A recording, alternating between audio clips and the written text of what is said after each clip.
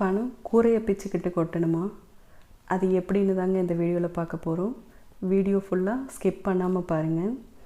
மணி saving சம்மந்தமான videos தான் நம்ம சேனலில் போட்டுட்ருக்கோம். மறக்காமல் சப்ஸ்கிரைப் பண்ணிக்கோங்க. இப்போது ஃபஸ்ட்டு நீங்கள் என்ன பண்ணணுன்னா, கம்மியான லாபம் இருக்கிற பொருளை நீங்கள் விற்கக்கூடாது.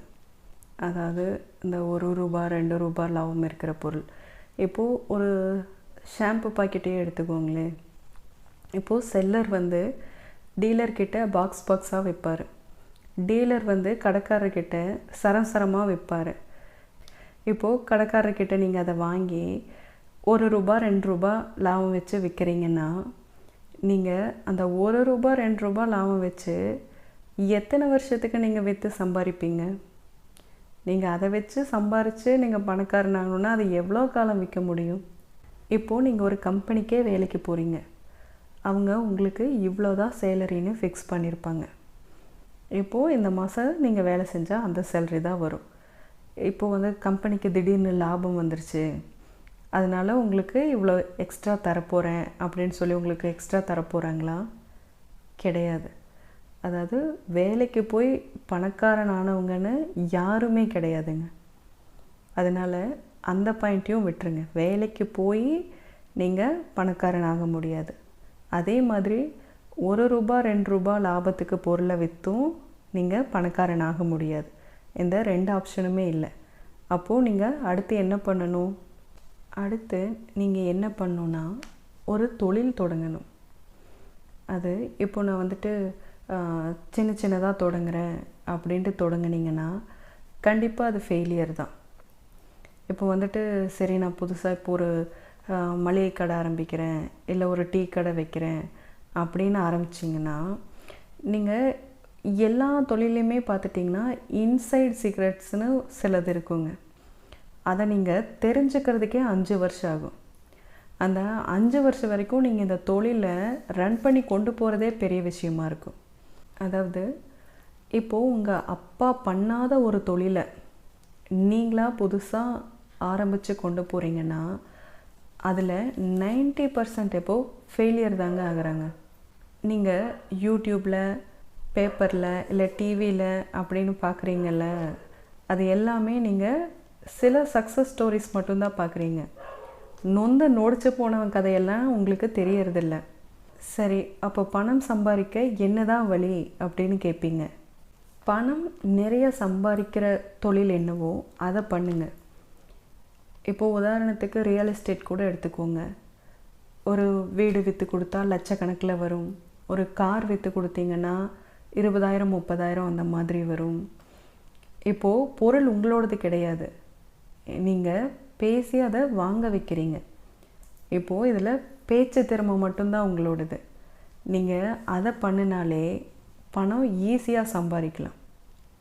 இப்போது பணக்காரங்களாக இருக்கிறவங்க நிறைய பேர் இல்லைங்க, எல்லாருமே இந்த மாதிரி பல்காக சம்பாதிக்கிறவங்க தான்.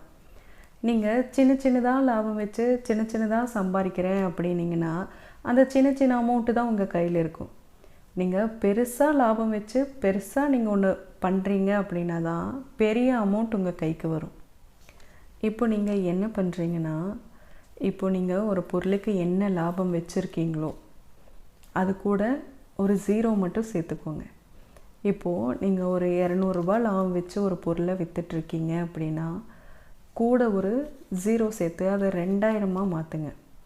நீங்கள் ₹2000 லாபத்துக்கு அந்த ஒரு பொருளை விற்றுருங்க. இப்போது இதுக்கு என்ன பார்த்தீங்கன்னா, இந்த ₹200 விற்கிறதுக்கும் ₹2000 விற்கிறதுக்கும் ஒரே வேலை தான் நீங்கள் செய்ய போகிறீங்க. அது உங்கள் பேச்சு திறமை தான். அதை நீங்கள் ₹200 செய்கிறத ₹2000 செய்யுங்க. நீங்கள் ₹200 செஞ்சு ₹2000 சம்பாதிக்கிறதுக்கு அதுக்கு ஒரே ஆள்கிட்ட நீங்கள் ₹2000 சம்பாதிச்சிடலாம்.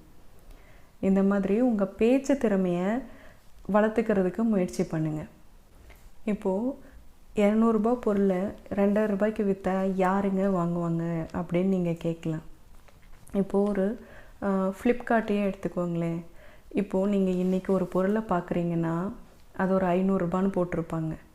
இதே நீங்கள் ஒரு 10 நாள் கழித்து பார்த்தீங்கன்னா ₹700 இருக்கும். அதே ஒரு மாதம் கழித்து பார்த்தீங்கன்னா ₹1100 1500 கூட இருக்கும். ஆனால் அந்த பொருளை வாங்குறவங்க வாங்காமல் இருப்பாங்கன்னு நினைக்கிறீங்களா? வாங்கிட்டு தான் இருப்பாங்க. ஏன்னா ஒருத்தங்களுக்கு ஒரு பொருள் தேவைன்னா அதை என்ன விலையாக இருந்தாலும் வாங்கணும்னு தான் நினைப்பாங்க. 500 ரூபாயில் இருந்தாலும் வாங்குவாங்க, அது 1500 ரூபாயில் இருந்தாலும் வாங்குவாங்க. ஏன்னா அது அவங்களுக்கு தேவைப்படுது. அப்போது நீங்கள் 200 ரூபா பொருளை 2000 ரூபாய்க்கு விற்றாலும் அவங்களுக்கு அது தேவைன்னு இருந்துச்சுன்னா கண்டிப்பாக அதை வாங்க தான் போகிறாங்க. அதை வாங்க வைக்க வேண்டியது உங்கள் பேச்சு திறமை தான். இதுதான் நீங்கள் மாற வேண்டிய நேரம். இனியும் லேட் பண்ணாதீங்க, இப்போவே மாறிடுங்க. இப்போ வந்துட்டு நான் சொன்ன இந்த 3 பாயிண்ட்டையும் கரெக்டாக ஞாபகம் வச்சுக்கோங்க. அதாவது கம்மியான லாபம் கொடுக்குற இந்த 1 ரூபா 2 ரூபா லாபம் கொடுக்குற பொருளை விற்காதீங்க. இல்லை, நான் இதை வந்துட்டு நான் ஒரு தாராள மனப்பான்மையோடு செய்கிறேன், நீங்கள் ஒரு சேவையாக செய்கிறீங்க அப்படின்னா தாராளமாக செய்யுங்க. ஆனால் பணக்காரனாகணும் அப்படிங்கிற எண்ணம் இருந்தால் அதை செய்யாதீங்க. சேவை மனப்பான்மையோடு தாராளமாக செய்யலாம். 2வது, வேலைக்கு போய் பணக்காரன் ஆகணும்னு நினைக்காதீங்க. வேலைக்கு போய் பணக்காரன் ஆனவங்க உலகத்திலேயே யாரும் கிடையாது. அடுத்து 3வதாக, உங்கள் அப்பா செய்யாத ஒரு தொழிலை நீங்கள் புதுசாக தொடங்காதீங்க. அப்புறம் இந்த பணம் நிறையா சம்பாதிக்கிற மாதிரியான தொழில், ரியல் எஸ்டேட் இல்லை மார்க்கெட்டிங் பண்ணுறது அப்படின்னு முதலீடே இல்லாமல் பண்ணுற தொழிலை தொடங்குங்க. இதில் முதலீடே என்னென்னு பார்த்துட்டிங்கன்னா உங்களோட பேச்சு திறமை தான். இந்த மாதிரி இந்த எல்லா விஷயத்தையும் கரெக்டாக ஃபாலோ பண்ணுங்கள். இதை இன்னையிலிருந்தே நீங்கள் செயல்படுத்த ஆரம்பிங்க. கண்டிப்பாக நீங்கள் நினைக்கிறத விடவுமே அதிகமான பணத்தை சம்பாதிப்பீங்க. பணம் சம்பாதிக்க ஷார்ட்கட் என்னென்னு ஒரு வீடியோ போட்டிருக்கேங்க. அந்த வீடியோவோட லிங்க்கை கமெண்ட் பாக்ஸில் கொடுக்குறேன். மறக்காமல் அந்த வீடியோவையும் போய் பாருங்கள்.